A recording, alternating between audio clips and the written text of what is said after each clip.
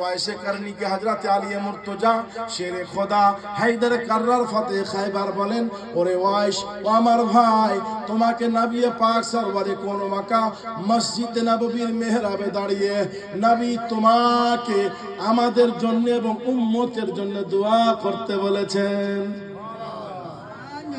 এ ওয়াইসে করনি, তুমিও নবীকে দেখনি, নবীও তোমাকে দেখেনি, কিন্তু তোমার মোহাব্বত নবী পাক সরওয়ারে কোন মাকা কবুল করে নিয়েছে।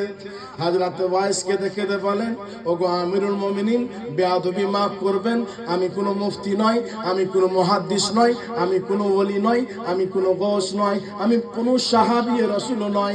ওগো ওমর, আমার রাসূল দোয়া করতে বলেছেন, আমার হাবিব দোয়া করতে বলেছেন, এর চাইতে বড় ব্যাপার আর কি হতে পারে? বিরাদরানে মিল্লাত ইসলামিয়া, ওয়াইসে করনি নবী পাক সরওয়ারে কোন মাকাকে দেখতে যেতে চাই, কিন্তু মায়ের খিদমতের জন্য আমার রাসূলকে দেখতে পাই নাই। এর জন্য আমার নবী পাক সরওয়ারে কোন মাকা বলেন, ওয়াইসের ভালোবাসা আরশে আজিমের খোদা কবুল করে নিয়েছেন। তো আশিক হওয়ার জন্য, প্রেমিক হওয়ার জন্য বড় ডিগ্রির দরকার হয় না, শুধু অন্তরটাকে নবী পাকের ইশকের মদিনা বানাতে হবে। বুঝতে পারলেন না? কাজে হে মুসলমান, আপনি আমার অস্তিত্বের কোনো দাম নাই।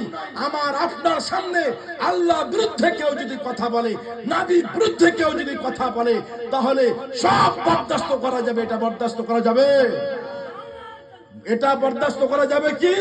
এটা বরদাস্ত করা যাবে না। আমাকে গালি দিলে বরদাস্ত করে নেব, বাবাকে গালি দিলেও বরদাস্ত করে নেব, আমাদের খানদানকে গালি দিলেও বরদাস্ত করে নেব, কিন্তু নবী পাকের শানে বেয়াদবি যদি হয় তাহলে এটা আমরা বরদাস্ত করতে পারবো না।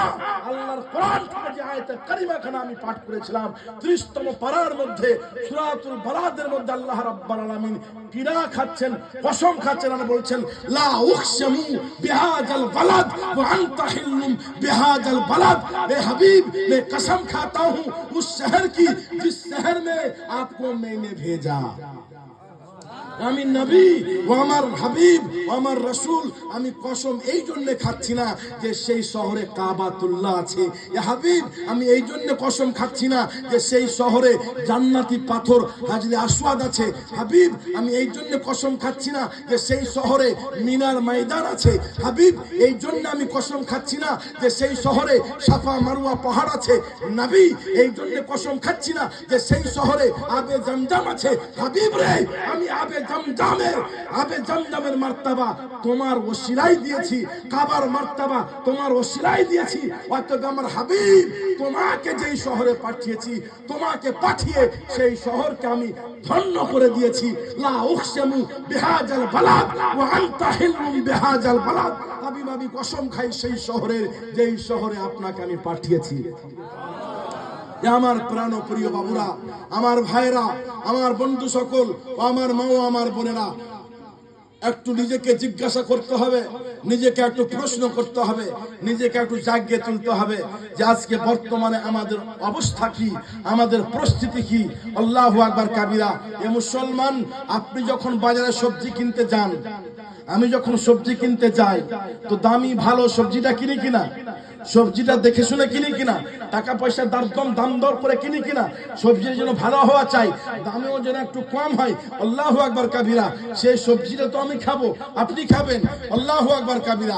বাজারে কোন কাপড় কিনতে গেলে আপনি শতবার ভাববেন, কোন বাজেট খরচ করতে গেলে শতবার ভাববেন, তো আপনাকে সামান্য দুনিয়ার জিনিস ক্রয় করতে গেলে হাজার বার যদি আপনি ভাবেন, তো আল্লাহু আকবার কাবীরা। যেই নবীর মহব্বতের অপর নাম হচ্ছে, নবীর মহব্বতের অপর নাম হচ্ছে ঈমান, সেই ঈমানটাকে সংরক্ষিত করার জন্য আপনি কি ভাববেন না? আরে বলুন না, ভাববেন কি ভাববেন না? ভাবতে হবে কি হবে না? বিরাদরানে মিল্লাত ইসলামিয়া, কাজেই ভাবতে হবে ইসলামের নাম গোলামি নয়, গোলামির অপর নাম হচ্ছে ইসলাম। গোলামির নাম ইসলাম নয়, গোলামির নাম হচ্ছে ইসলাম। আর রাসূল পাকের গোলামি করার অপর নাম হচ্ছে ঈমানদার। বুঝতে পেরেছেন? কাজে আসুন একবার দুরূদ শরীফ